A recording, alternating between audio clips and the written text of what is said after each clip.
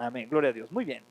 Bueno, pues vamos a continuar con el estudio que hemos estado llevando, que es de Primera de Juan, y vamos a trabajar con el capítulo 3.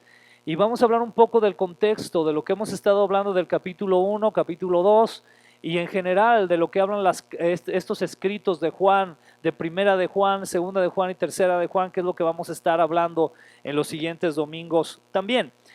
Entre paréntesis, le quiero también decir, ¿verdad?, que el domingo que entra estará compartiendo aquí en la iglesia con nosotros precisamente también el pastor Gilberto Rocha. Entonces él va a estar aquí con nosotros. Le quiero repetir, ¿verdad?, él es pastor del Centro Cristiano Calacuaya, ya en el Estado de México. Es una iglesia muy grande de miles de miembros y tienen un ministerio muy hermoso. Entonces no se lo pierda, venga también el próximo domingo. Muy bien, entonces para tener el contexto de lo que estaremos hablando acerca de estos libros de Juan, tenemos que comprender un poco acerca del escritor. Se menciona mucho que el escritor de este libro pues es precisamente el escritor que lleva el nombre aquí, este escrito, vaya la redundancia, y que es Juan.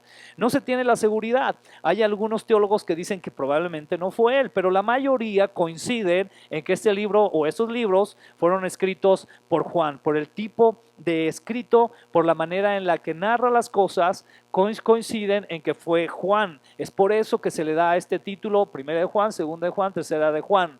Y en este sentido es importante que usted y yo aprendamos algo, un poquito acerca de quién fue Juan. Juan es uno de los apóstoles más impactantes. En lo personal a mí me llama mucho la atención, me llena mucho el corazón la vida de Juan, porque creo, me atrevería a decir, aunque faltaría mucho para poder asegurarlo, me atrevería a decir que fue uno de los apóstoles que se dieron cuenta rápidamente de quién era Jesús.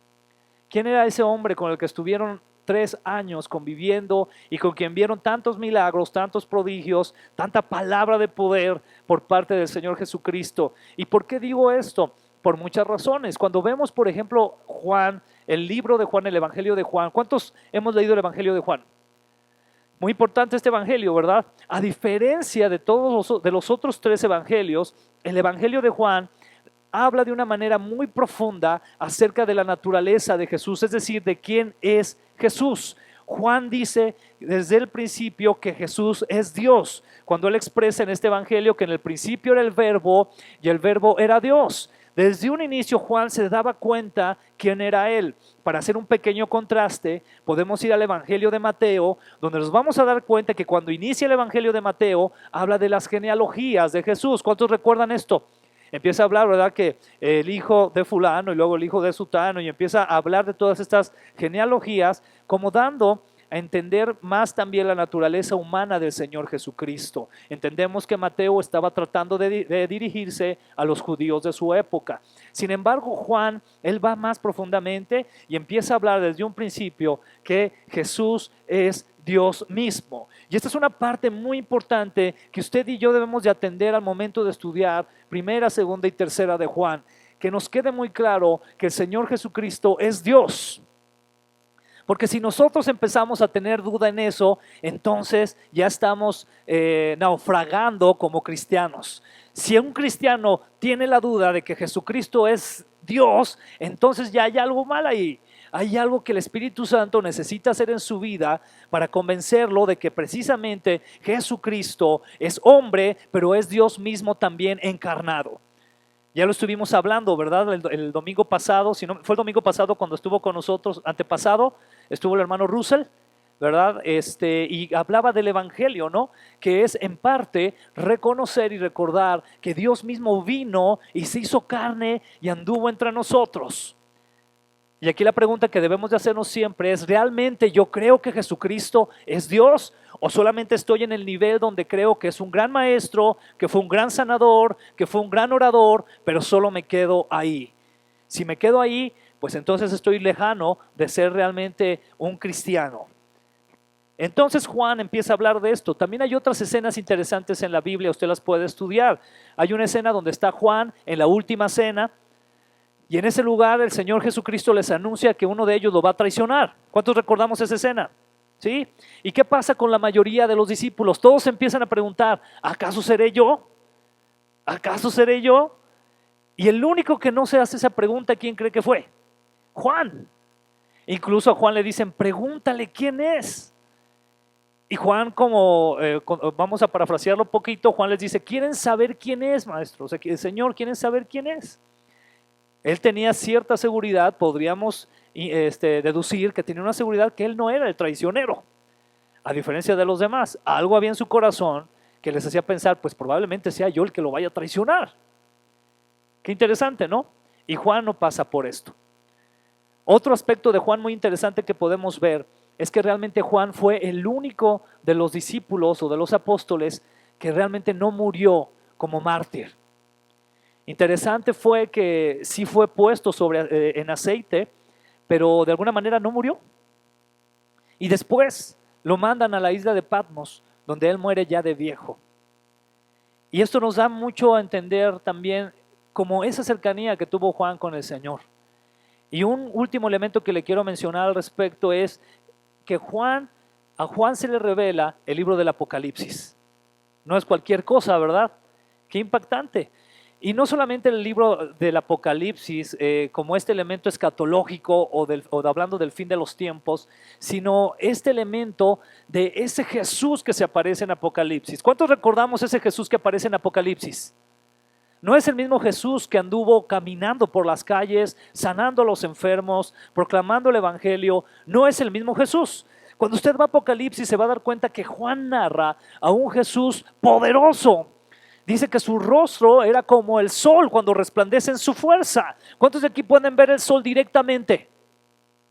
Por lo menos unos 5 segundos. ¿Cómo vamos a terminar? Todos lampareados, ¿verdad? Y aquí Juan hace esa comparación, dice, es como su rostro como el sol cuando resplandece en su fuerza. Habla Juan también de un cinturón que tiene que ver con autoridad. Es decir, el Jesús que se presenta a Juan es el Jesús de autoridad. Ese que nos dice la palabra que por haber obedecido, por haber sido obediente hasta la muerte y muerte de cruz, Dios le dio un nombre que es sobre todo nombre. Sería muy bueno que cuando usted y yo cantemos y adoremos al Señor, nos acerquemos, oremos a Él, le adoremos. Sería muy bueno tener esa imagen de Cristo. Y no tanto la imagen, que es bueno también recordarlo, pero no tanto solo la imagen que nos pasan en las películas en Semana Santa, ¿verdad? Del Señor Jesús haciendo su ministerio. Gloria a Dios por ese ministerio que el Señor hizo. Pero la realidad es que el Jesucristo que usted y yo tenemos hoy no se quedó en la cruz, no se quedó en la tumba y no se quedó en las calles de Jerusalén, sino que ahora reina a la diestra del Padre. ¿Cuántos de aquí vemos a ese Jesús cuando le alabamos y le adoramos? Es ese Jesús de autoridad. Si nosotros tuviéramos esa imagen de Jesús, nuestra adoración, nuestra intimidad con Él, nuestra reverencia, nuestra obediencia a Él sería otra. Porque estaríamos reconociendo al Jesús que está sentado a la diestra del Padre y que tiene todo el poder sobre todo principado y toda potestad. ¿Cuántos de aquí, por ejemplo, pueden llegar a tener un respeto o incluso un cierto temor a algún mandatario humano? ¿Cuántos de aquí podríamos tener esa actitud? Yo creo que sí. Basta con que nos presenten a un general de algún... Imagínense que le presenten al general de una división muy fuerte del ejército de los Estados Unidos. ¿Cuál sería su actitud? ¿Cómo estaría? Pues yo creo que guardaría cierto respeto, ¿no? O incluso le marcaría cierta autoridad. Ahora imagínese el Señor Jesucristo, la palabra nos dice que Él tiene el poder sobre todo principado. No está hablando solamente de los poderes de la tierra, sino está hablando también de principados aún espirituales. Y el Señor Jesucristo tiene autoridad aún sobre de ellos. Yo vuelvo a hacer la pregunta, ¿a ese Jesús es al que usted y yo nos acercamos? Entonces, este Juan que tuvo esta revelación es el que escribe estas cartas. Y estas cartas de Juan tienen algo muy central, y es que nos hablan acerca del Señor como la luz, que eso lo podemos ver en los primeros capítulos, específicamente de Primera de Juan, del capítulo 1 al capítulo 3, versículo 10, donde nos menciona que Él es la luz del mundo. Nosotros hemos visto esa luz, amén. Sabemos que Él es la luz que nos sacó de las tinieblas y que nos hace ahora ver. ¿Qué nos hace ver, hermano? ¿Sabe qué es una de las cosas que nos hace ver? Que nosotros somos pecadores, que nuestro corazón está dañado y que necesitamos, por lo tanto, de la luz de Cristo para darnos cuenta que solo Él nos puede salvar y redimir. Por ahí dice un canto muy hermoso que se llama Sublime Gracia, ¿verdad? ¿Cuántos han oído ese himno? Dice que yo estaba perdido, no podía ver. pero por él ahora veo, ¿no? Y es lo que podemos hacer. Después, en los capítulos del 3 al 5, nos habla acerca del amor.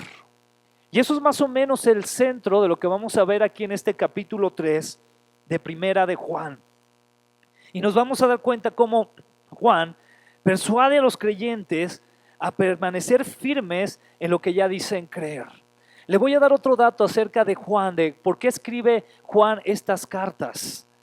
Juan las escribe porque en la iglesia en ese tiempo se empezaron a hacer grupos que empezaban a proclamar o empezaban a poner en duda al Señor Jesucristo como el Mesías. Empezaban a decir, es que realmente el Señor Jesús, pues sí fue un buen hombre, pero quién sabe si realmente fuera el Mesías. Y empezaron a poner en duda al Señor Jesús como el Hijo de Dios. Esto usted lo puede checar en Primera de Juan, capítulo 2, de los versículos del 18 al 13, y lo veremos en cierta forma también en Primera de Juan, capítulo 3, del 4 al 10. Empezaron a poner en duda al Señor. Entonces Juan llega y lo que trata de hacer es por medio de hablarles de la luz que es Cristo y hablarles del amor que el Señor Jesucristo ha derramado, les empieza a ayudar o a persuadir para que permanezcan en esa fe. Ahora yo quiero que usted contextualice al día de hoy. ¿Sabe que en el día de hoy también empieza a suceder esto? Yo en lo personal cada vez me doy más y más cuenta que cada día, aún dentro de las iglesias cristianas, se pone en duda incluso hasta la palabra de Dios. Y esto es increíble. Es increíble porque si somos una iglesia que sigue a Cristo, se supone que nuestra bandera debería de ser la palabra de Dios, porque la palabra de Dios es la expresión del Señor. Cuando el Señor dice que el verbo se hizo carne y que el verbo era Dios, se refiere a esta palabra también, esa palabra de poder, esa palabra que crea, pero esa palabra que también dirige y esa palabra que también nos hace abrir los ojos. Sin embargo, día a día suele suceder actualmente en la iglesia. Yo he escuchado incluso creyentes que dicen, bueno, pues es que la Biblia realmente no es mi última autoridad. Increíble. De verdad, yo creo que esto puede sonar para usted como que, ay, está exagerando Alex Marín. Pero no, yo lo he escuchado así. Yo me he atrevido a hacerle esta pregunta a algunas personas. ¿Para ti la Biblia es la autoridad de Dios? Y me llegan a decir, pues no. Porque ya pasó por muchas traducciones y ya pasó por muchas manos y ya. Entonces yo no me atrevería a decir que es la palabra de Dios. Qué terrible aseveración. De verdad, es un peligro esto. Porque en el momento en que usted y yo pongamos en duda la palabra de Dios, estamos poniendo en duda entonces lo que Jesucristo hizo por nosotros. Y entonces ya no somos cristianos. Seríamos entonces personas que nos gusta conocer de una cosa u otra. Yo he hablado incluso con creyentes que me han llegado a decir, bueno, es que es una autoridad, pero no es la única autoridad. Hay más autoridades.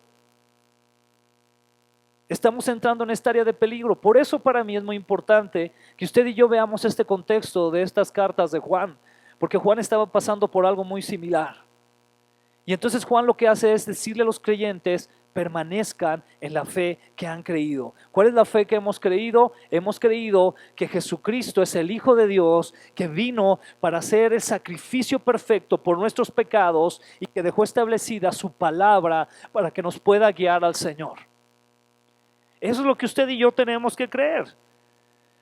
Y es entonces cuando en este capítulo principalmente también, o a partir de aquí, de capítulo 3 de Primera de Juan, Juan habla acerca del amor como un sacrificio para el bienestar de otros, como lo hizo Jesús. Y este sacrificio de amor va a traer también cambios a nuestras vidas. Vamos a ver entonces algo al respecto del capítulo 3. Dice en Primera de Juan capítulo 3, miren con cuánto amor nos ama nuestro Padre que nos llama sus hijos. Y eso es lo que somos. Pero la gente de este mundo no reconoce que somos hijos de Dios porque no lo conocen a Él. Queridos amigos, ya somos hijos de Dios, pero Él todavía no nos ha mostrado lo que seremos cuando Cristo venga, pero sí sabemos que seremos como Él, porque lo veremos tal como Él es. Y todos los que tienen esta gran expectativa se mantendrán puros, así como Él es puro. ¿Qué está haciendo aquí Juan? Juan le está hablando a quiénes, hermano. ¿Le está hablando a todo el mundo en general? ¿Le está hablando a la iglesia? ¿Le está hablando a aquellos que hemos sido redimidos por la sangre del Señor? Aquellos que hemos creído que el Señor Jesucristo es el camino, la vida y la verdad. Aquellos que entonces ahora nos llamamos cristianos porque seguimos ¿a quién? A Cristo. Dice que nos ha amado con un amor muy grande, tan grande que nos llama sus hijos.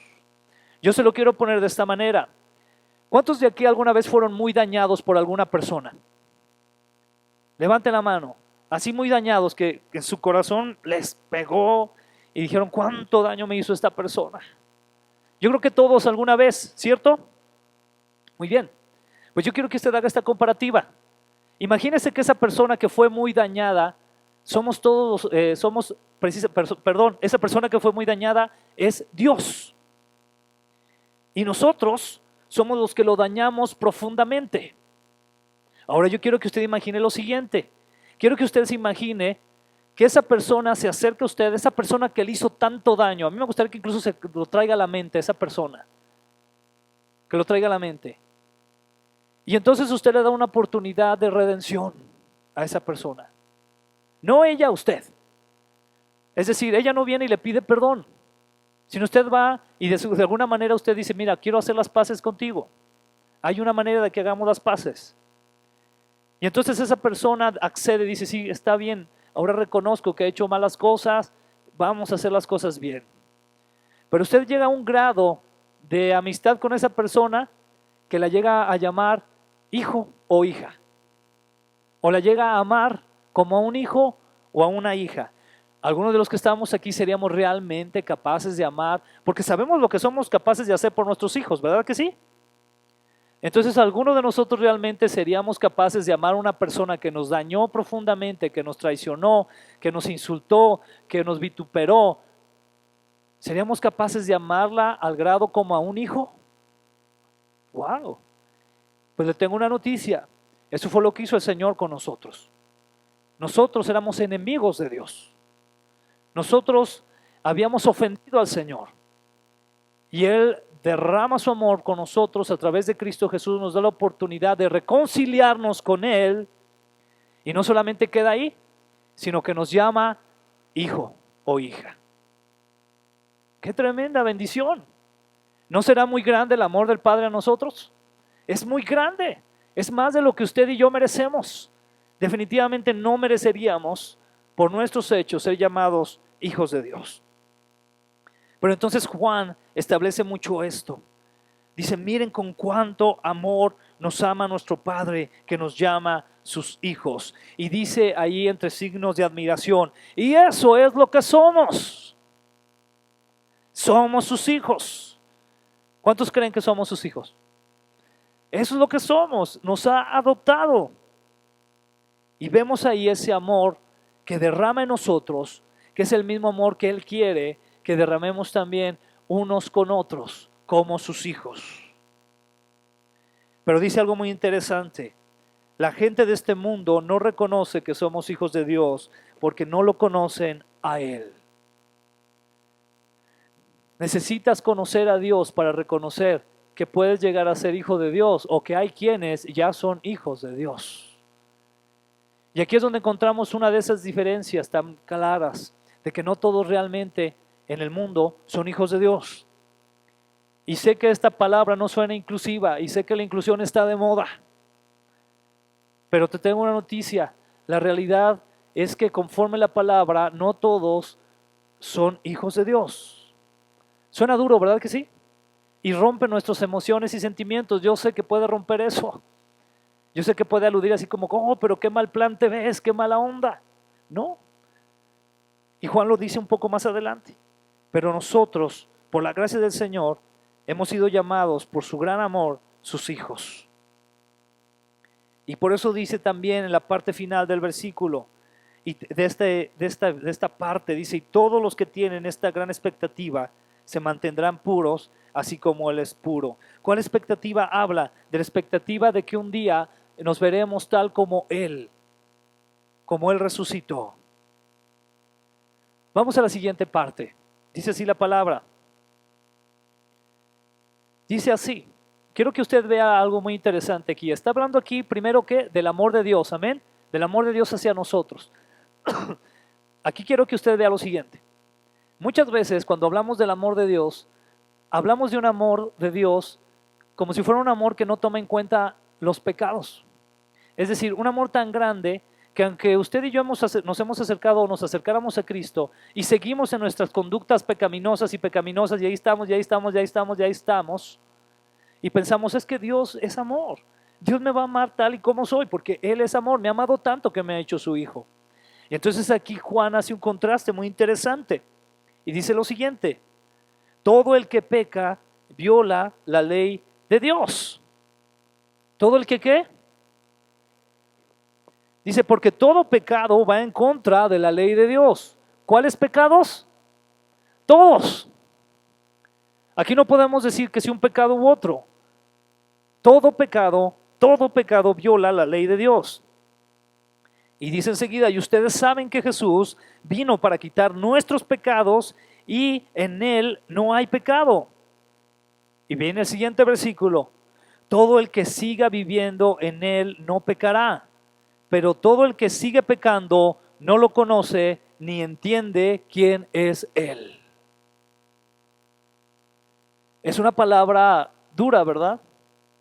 Y yo quisiera preguntarle, ¿le parece una palabra dura para alguien que está hablando acerca del amor de Dios? Yo creo que sí. Quisiéramos a veces hablar del amor de Dios y sacar este versículo de aquí de la Biblia, ¿no? Y yo le tengo una noticia que es triste. Eso es lo que está sucediendo mucho actualmente. Queremos hablar del amor de Dios y queremos sacar de la Biblia este tipo de versículos, donde el Señor nos sigue enfatizando la importancia de poder apartarnos del pecado. Dice enseguida, todo el que sigue viviendo en Él no pecará, pero todo el que sigue pecando no lo conoce ni entiende quién es Él. Queridos hijos, no dejen que nadie los engañe acerca de lo siguiente. Cuando una persona hace lo correcto, demuestra que es justa, así como Cristo es justo. Sin embargo, cuando alguien sigue pecando, demuestra que pertenece al diablo, el cual peca desde el principio, pero el Hijo de Dios vino para destruir las obras del diablo. ¿Qué está diciendo aquí Juan? Recuerda que yo le comenté que Juan escribe esto porque un grupo o varios grupos en diferentes lugares donde se congregaban estaban comenzando a decir que el Señor Jesucristo no era el Hijo de Dios, no era el Mesías, que tal vez habría otros caminos. ¿Recuerda que ese es el contexto? Muy bien. Bueno, aquí entonces Juan dice, no se dejen o no dejen que nadie los engañe acerca de lo siguiente, acerca de decir que tú puedes acercarte a Cristo y puedes seguir pecando.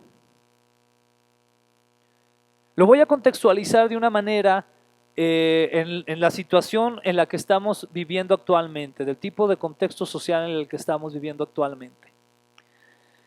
¿Qué pasaría si yo como pastor llega una persona aquí a la iglesia y esa persona llega y me dice, ¿sabe qué, pastor? Pues yo y mi familia nos queremos congregar aquí en la iglesia, nos gusta mucho la Biblia, nos gustan las alabanzas, pero yo le quiero platicar algo aquí entre nos, pastor, ¿no? Y entonces, pues sí, a ver, platícame. Y me dice, pues ¿qué cree? Lo que pasa es que, bueno, yo tengo a mi esposa, pero pues es que también tengo un amante. Y mire, pues yo la amo, o sea, la amo mucho, ¿verdad? Pero con mi esposa estoy 6 días a la semana, ella solo la ve a uno. Solamente los fines de semana la veo. Pero pues yo sé que el amor de Dios para mi vida es muy grande.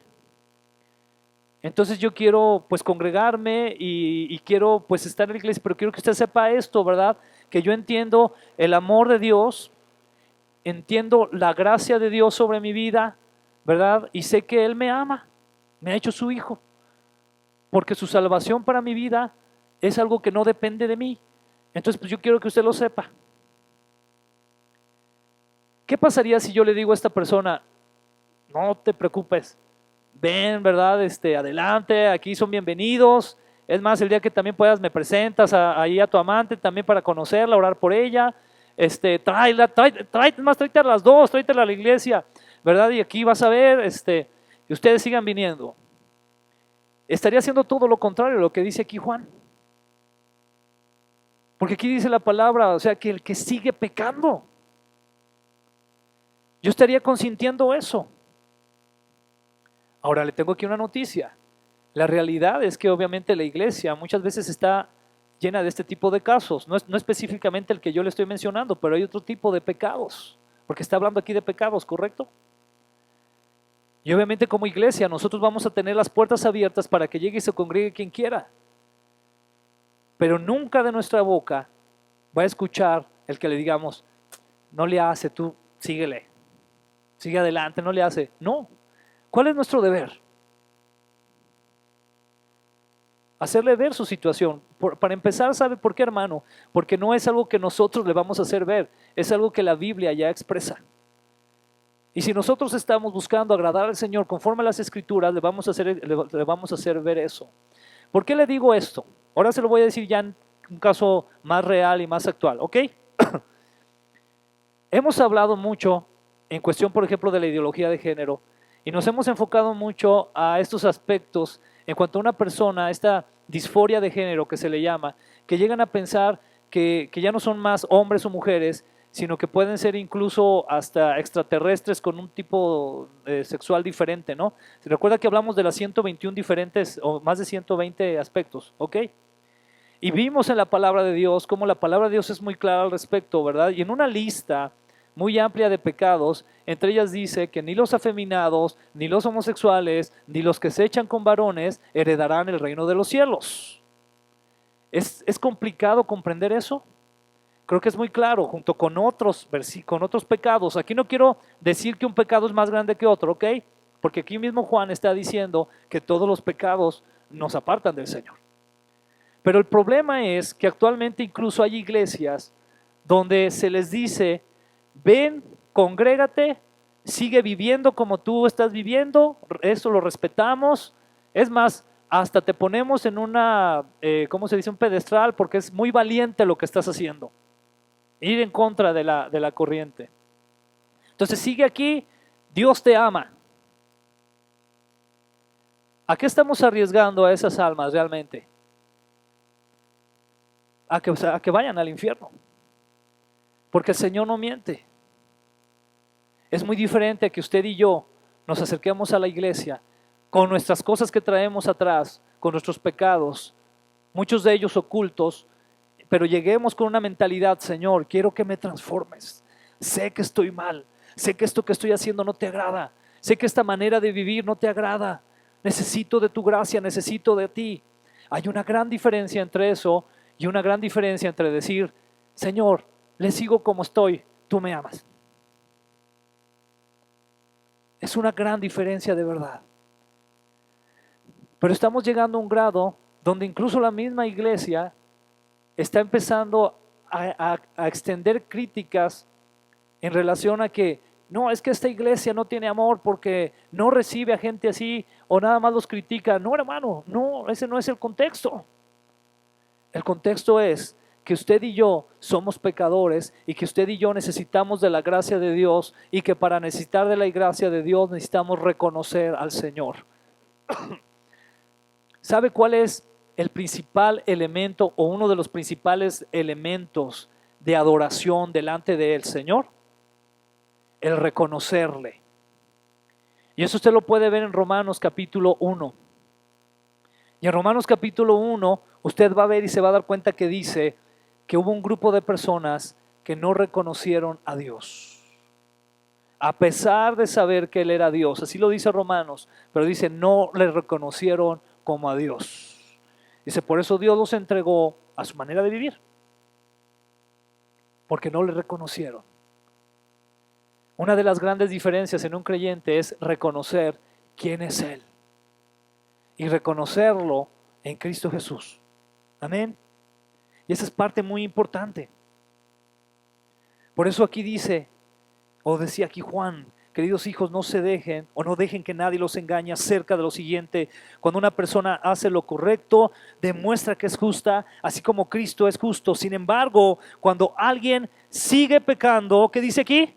Sigue pecando, demuestra que pertenece ¿a quién? Al diablo, el cual peca desde el principio. Pero el Hijo de Dios vino para destruir las obras del diablo. ¿Qué vino a destruir entonces? El pecado, las obras del diablo. ¿Qué es el pecado? Nos queda muy claro. Enseguida dice la palabra, vamos a continuar. Los que han nacido en la familia de Dios no se caracterizan por practicar ¿qué? Quiero que repita esto fuerte. ¿Por qué no se caracterizan? Ok, dice por el pecado o qué más? Por practicar, ¿verdad? Por practicar el pecado. Es una gran diferencia. Hay una gran diferencia en que usted y yo en la vida pequemos por algunas circunstancias, por diferentes o muchas. Pero es una gran diferencia entre decir que yo practico eso, ¿no? ¿Verdad que hay una gran diferencia? Se lo voy a explicar de esta manera. Usted puede decir, no, a mí me gusta el deporte y por lo tanto yo corro, pero pues corro una vez cada 2 meses, ¿no? ¿Estará usted practicando el correr o el deporte? ¿Qué sería practicar el deporte? Se dice, me levanto diario, ¿verdad? Hago ejercicio, hago esto, aquello para realmente hacer deporte.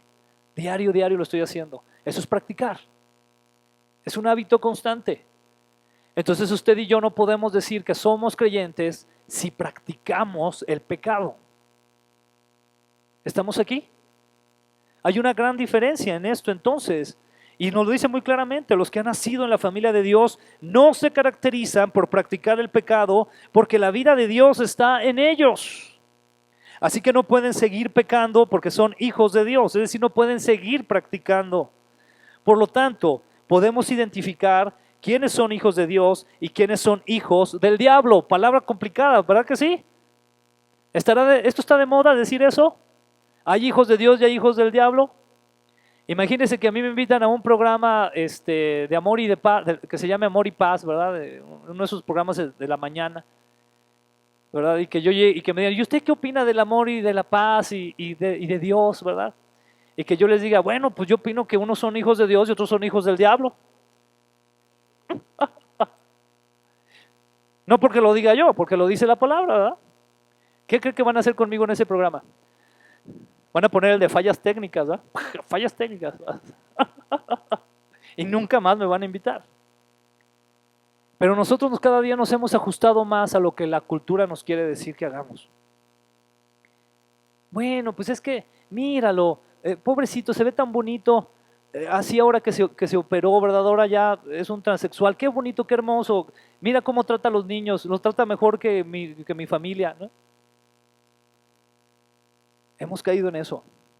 Y yo quiero ser muy claro, hermano, con esto, quiero ser muy claro, porque si estamos empezando nosotros a chiquear ese tipo de cosas, va a ser muy fácil que cuando menos nos demos cuenta, también estemos ya involucrados en filosofías de este estilo.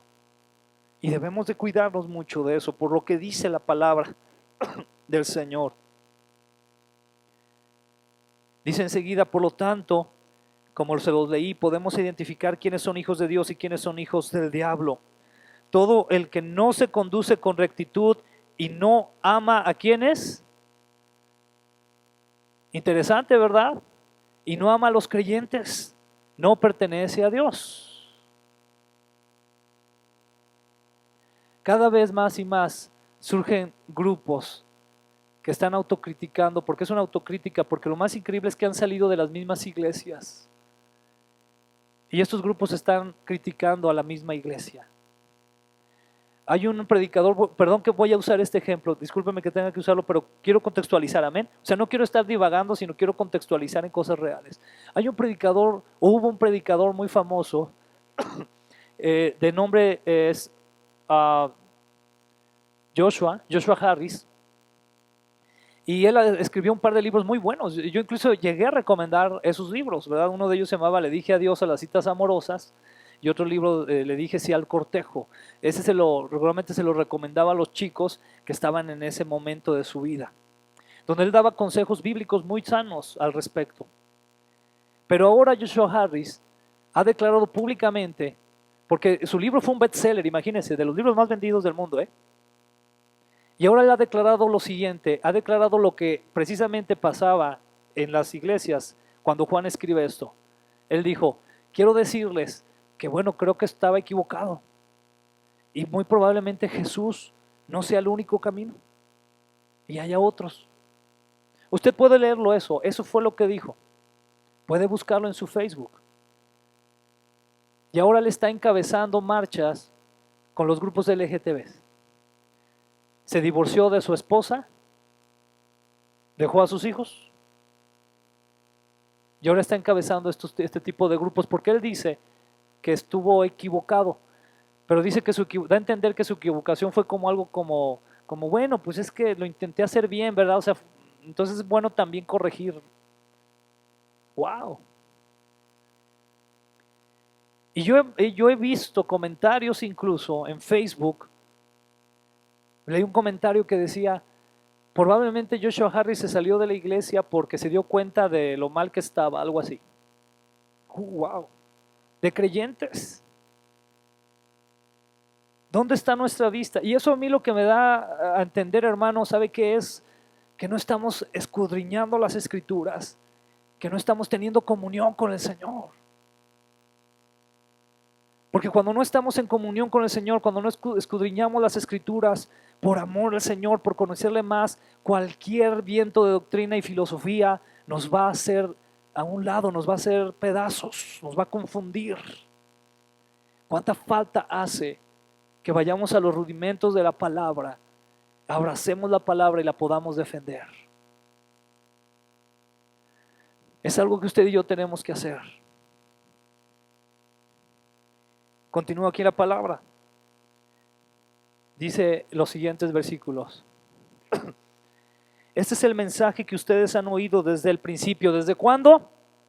Se fija cómo Juan, ¿qué hace con este mensaje? Dice lo que ya escucharon desde el principio. O sea, no dejen, no le añadan, no le quiten lo que escucharon desde el principio. Dice que nos amemos unos a otros. Ahora, yo quiero aquí enfatizar, porque también es otro de los temas que luego sacan para desvirtuarlo. Dice que nos amemos unos a otros. ¿De quiénes está hablando? De los creyentes, amén. De los creyentes. Perdón lo que te voy a decir, pero aquí no te está diciendo que ames a todo el mundo. No. Discúlpame, pero no. Y a veces se nos vende con esa idea. Se nos vende, no, es que tú no aceptas tales cosas o no aceptas a tales personas porque tú no los amas. Bueno, pues es que la Biblia aquí me está diciendo en este sentido, en el sentido doctrinal, de abrazar la fe en Cristo, de abrazar los principios de Cristo, de que como iglesia nos amemos unos a otros. ¿Te das cuenta del contexto? Y yo sé que suena duro también. Dice entonces así, este es el mensaje que ustedes han oído desde el principio, que nos amemos unos a otros. No debemos ser como Caín, quien pertenecía al maligno y mató a su hermano. ¿Y por qué lo mató? Porque Caín hacía lo malo y su hermano lo recto. Así que, amados hermanos, no se sorprendan si el mundo los odia. Yo estoy sorprendido porque muchas de las ocasiones a la iglesia cristiana misma se le llega a acusar de intransigente y de generadora de odio.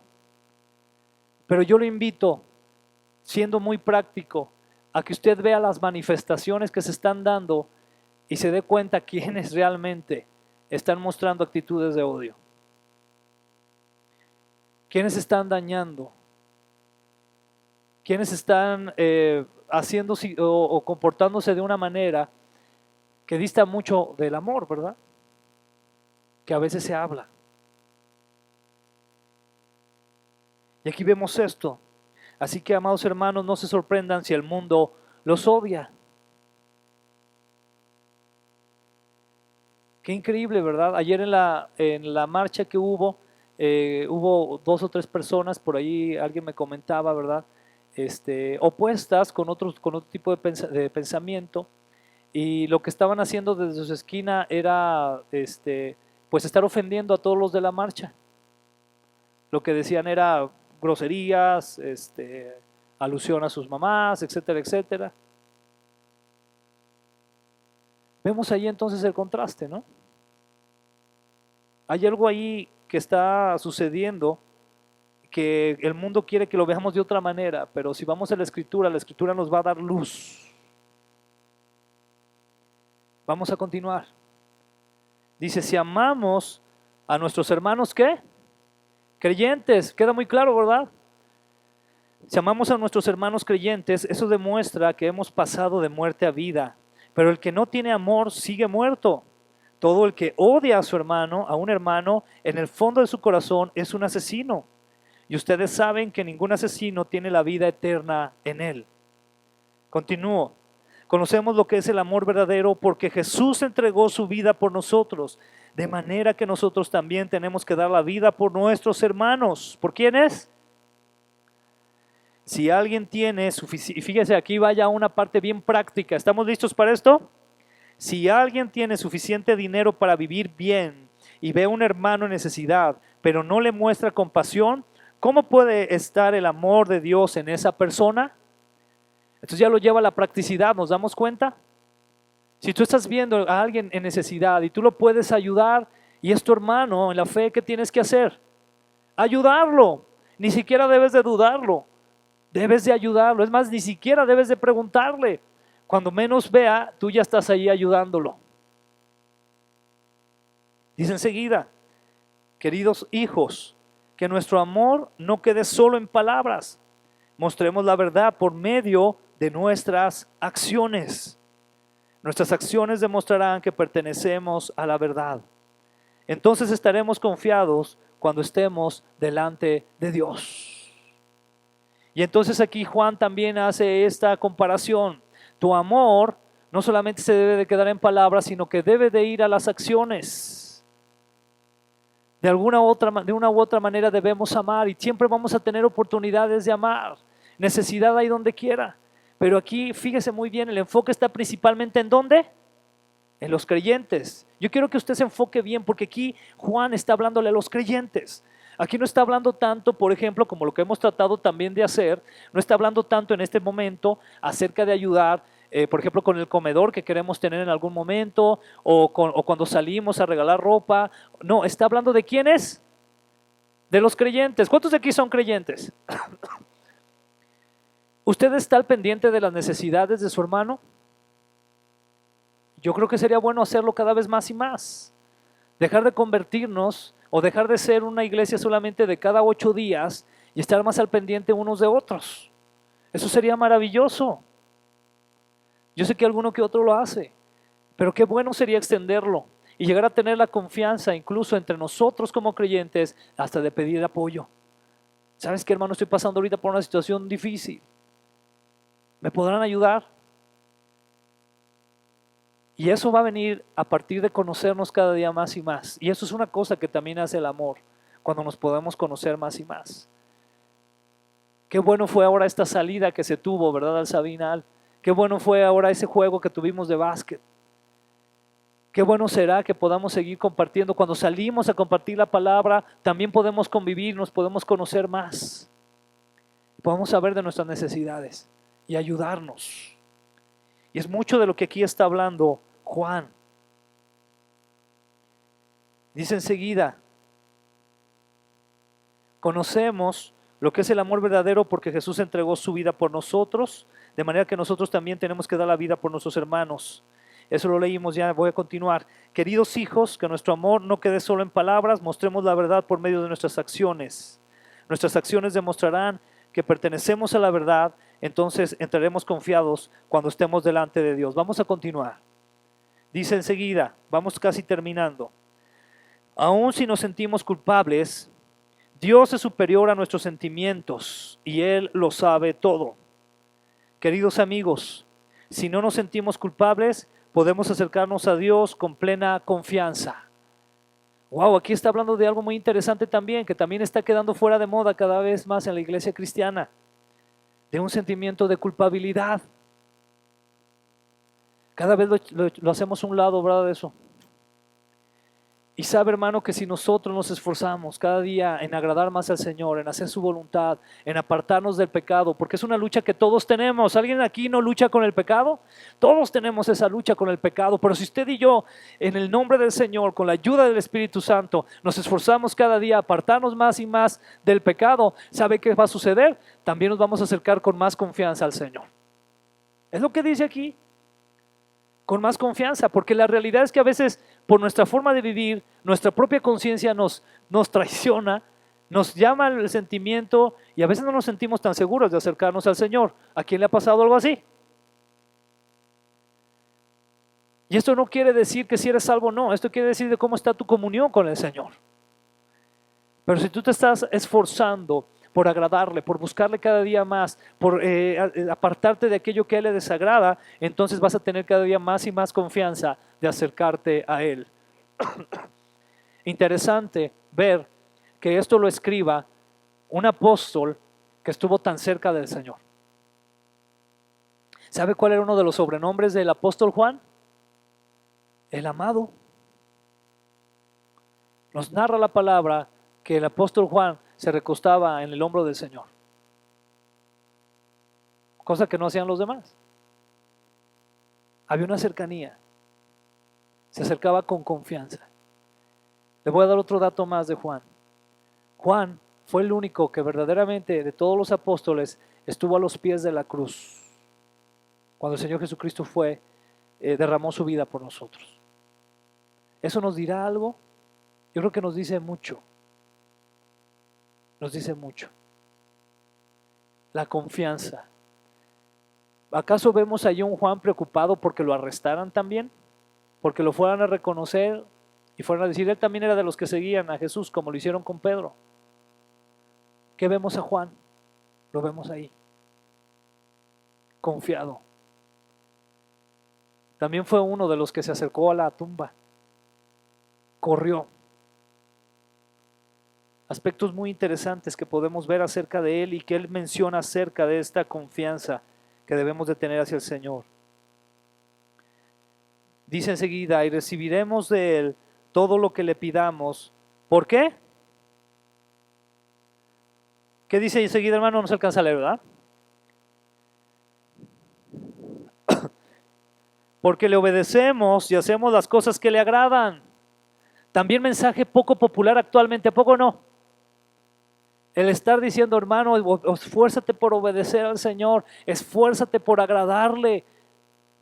Actualmente mucho es, no te preocupes, ya eres salvo, ya échale, ya la libraste, ya todo lo demás, la vida buena onda en Cristo. Pero fíjense lo que dice aquí Juan, lo dice muy claramente. Dice que y recibiremos de él todo lo que pidamos porque le obedecemos y hacemos las cosas que le agradan. Dejando un poquito en el contexto que debemos de cuidar la soberanía de Dios, pero probablemente por eso muchos de nosotros a veces no recibimos lo que pedimos, ¿no? Haría falta preguntarnos si estamos realmente obedeciendo al Señor y le estamos agradando.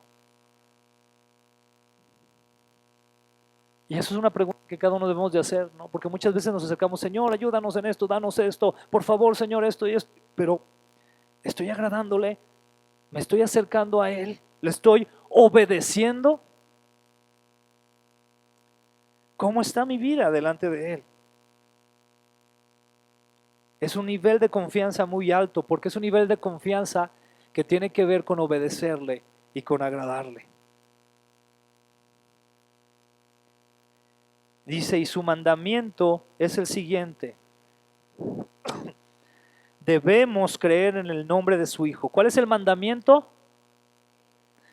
Y nos damos cuenta la oración que utiliza. ¿Qué palabra utiliza? Perdón. Debemos.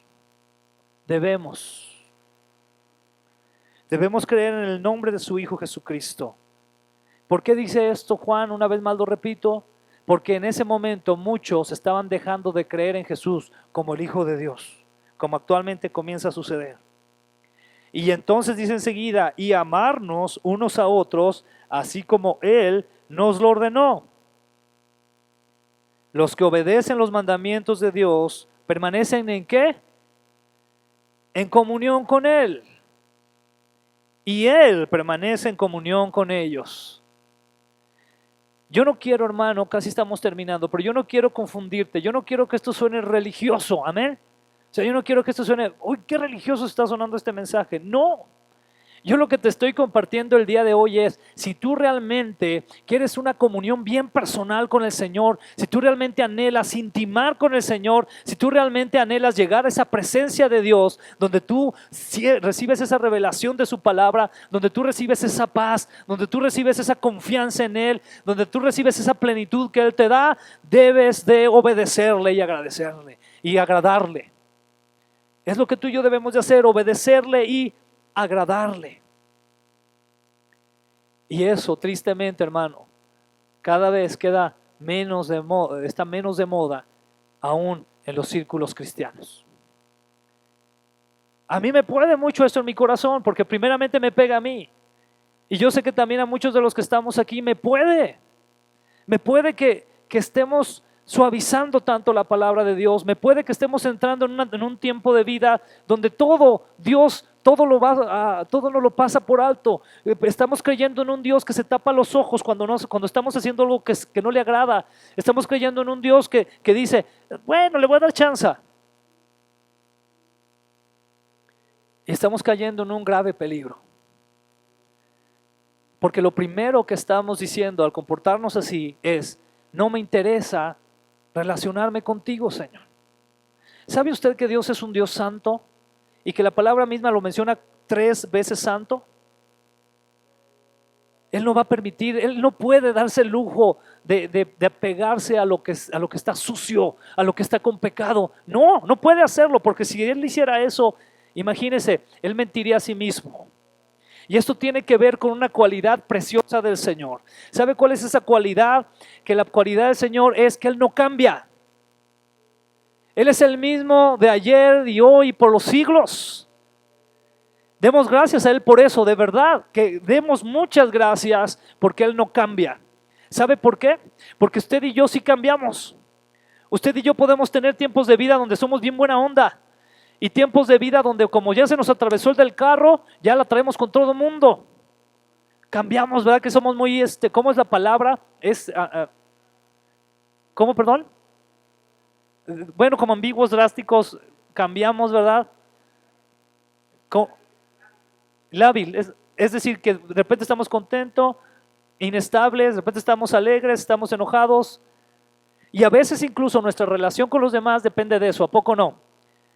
Te aseguro que el día que a ti te llegue el aguinaldo, a todos les sonríes. ¿No? A cuando te llega el recibo de la luz y te llega de más. Ahorita no me hables. Imagínate que Dios fuera así. No. Pero Dios es el mismo. Y como Él permanece siendo el mismo, yo te puedo decir que como Él es santo, Él no va a dejar de ser santo por un pueblo que no aprecia la santidad. Él va a seguir siendo santo. Entonces, ¿a quién le corresponde buscar esa santidad? ¿A Él? A nosotros. A nosotros nos corresponde buscarle, a nosotros nos corresponde ir de rodillas delante de Él, reconocerle, de una vez por todas entender que Él es Dios y que nosotros somos unos seres pequeños en el universo. Y que ahí se refleja su grande amor, porque a pesar de ser tan pequeños, tan imperfectos, tan pecadores, tan traicioneros, Dios ha decidido poner la vida de su Hijo, su propia vida hecha carne, para morir por nosotros, para que todo aquel que en Él crea no se pierda, mas tenga vida eterna. Y es lo que dice aquí Juan entonces. Dice que debemos creer en Él. Los que obedecen los mandamientos de Dios permanecen en comunión con Él y Él permanece en comunión con ellos. Y sabemos que Él vive en nosotros porque por el Espíritu que nos dio vida, porque ese Espíritu vive en nosotros. El Espíritu de Dios en nosotros. Repito la siguiente frase. Y su mandamiento es el siguiente: debemos creer en el nombre de su Hijo Jesucristo. Eso es lo que nos enseña la palabra. ¿Se fija cómo entonces aquí el apóstol Juan, siendo conocido como el apóstol del amor, no está hablando del amor que nos quieren vender? No está hablando de un amor que es ese amor que, bueno, te tolero todo lo que hagas, te amo, no le hace. Usted ame a su esposa, ame a su esposo, si lo está engañando, y tolérele todo. Tolérele todo a sus hijos, que lleguen y que hagan su relajo y no lo obedezcan. ¿Cómo se va a sentir? No lo podríamos tolerar. Porque el amor, el verdadero amor va más allá, hermano. El verdadero amor y el amor de Dios sobre todo, no solamente nos redime, nos corrige, nos transforma, nos exhorta, nos hace nuevas criaturas. Tan grande es el amor del Señor que nos invita a morir a nosotros mismos. Qué mensaje, ¿no? Como contradictorio, ¿no? Que Jesús llegue y nos dice, te amo tanto que vine a pagar el precio por ti para que mueras a ti. Ay, caray, como que no nos cuadra al principio. Pero después entendemos que se trata de tener la naturaleza de Dios en nuestra vida, porque nuestra naturaleza no nos puede llevar sino a destrucción. Y la naturaleza de Dios, el Espíritu de Dios que habla aquí en esta última parte, nos lleva a vida eterna. Amén. Gloria, vamos a ponernos de pie y oremos al Señor.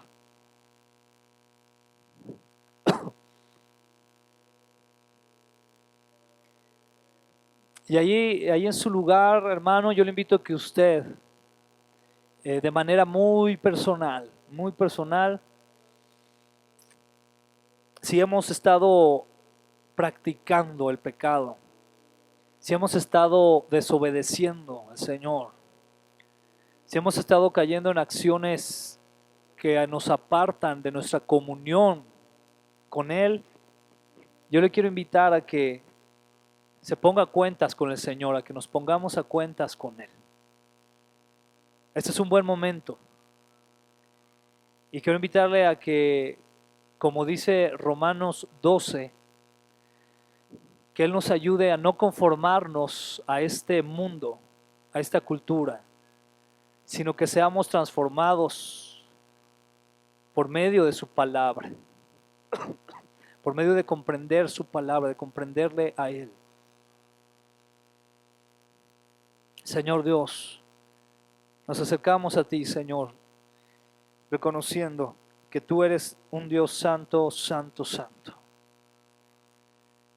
Nos acercamos también con un corazón agradecido porque siendo quien éramos, siendo aún pecadores, tú decidiste venir a este mundo y morir por nosotros en Cristo Jesús. Te damos gracias porque nuestro Señor Jesucristo nos vino a mostrar el camino, nos vino a mostrar la verdad y la vida. Él es la luz del mundo. Él es el pan de vida. Él es aquel en quien si creemos, aunque estemos muertos, viviremos. Gracias, Señor Jesucristo, por quererlo hacer. No tenías por qué hacerlo, Señor, pero tú quisiste pagar el precio por nosotros, porque tú eres justo.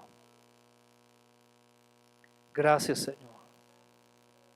Padre, te rogamos, Señor, empezando por mí, que cada uno de nosotros que estamos aquí presentes anhelemos cada día obedecerte más, anhelemos cada día honrarte más, anhelemos cada día buscar tu voluntad y morir a nuestra voluntad, morir a nosotros mismos para que sea tu voluntad en nuestras vidas la que nos dirija.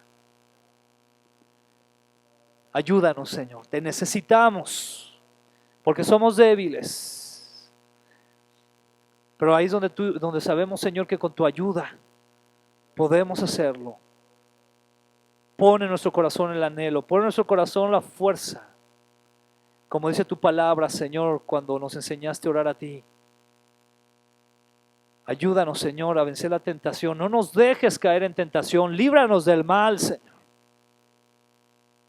Líbranos, Señor, porque tú tienes ese poder para hacerlo. Queremos agradecerte tu amor, Señor, por nosotros.